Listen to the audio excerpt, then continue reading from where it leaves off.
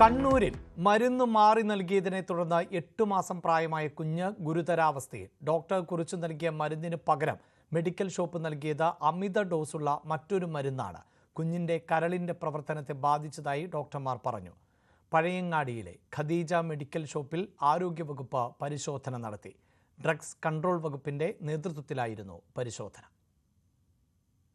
ഈ മാസം 8-നാണ് കണ്ണൂർ പഴയങ്ങാടി സ്വദേശി സമീറിന്റെ 8 മാസം പ്രായമുള്ള കുഞ്ഞ് പനിയെ തുടർന്ന് ക്ലിനിക്കിൽ ചികിത്സ തേടിയത്. ഡോക്ടർ കുഞ്ഞിനായി കുറിച്ച് നൽകിയത് പനിക്കുള്ള കാൽപോൾ സിറപ്പായിരുന്നു. എന്നാൽ പഴയങ്ങാടിയിൽ തന്നെയുള്ള ഖദീജ മെഡിക്കൽ ഷോപ്പിൽ നിന്ന് നൽകിയത് പനിക്കുള്ള കാൽപോൾ തുള്ളിമരുന്നും. ഇതാണിപ്പോൾ കുഞ്ഞിന്റെ ആരോഗ്യനിലയെ ബാധിച്ചിരിക്കുന്നത്. മരുന്ന് ഓവർഡോസ് ആയിരുന്നതിനാൽ കരളിന്റെ പ്രവർത്തനത്തെ ബാധിച്ചുവെന്നാണ് ഡോക്ടർമാർ പറയുന്നത്.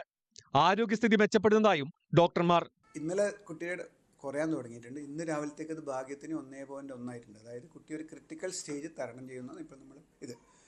അപ്പോൾ ഇനിയും കുട്ടി ബാഡ് ആവണമെങ്കിൽ ചെയ്യേണ്ടത് ലിവർ ട്രാൻസ്പ്ലാന്റേഷൻ മാത്രമാണ്.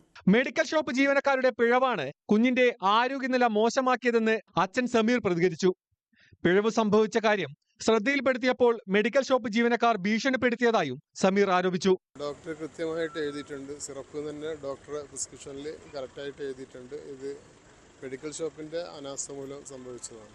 ബന്ധുക്കളുടെ പരാതിയിൽ ഖദീജ മെഡിക്കൽസിനെതിരെ പഴയങ്ങാടി പോലീസ് കേസെടുത്തു. സുമേഷ് മൊറാഴ, ന്യൂസ് 18 കണ്ണൂർ.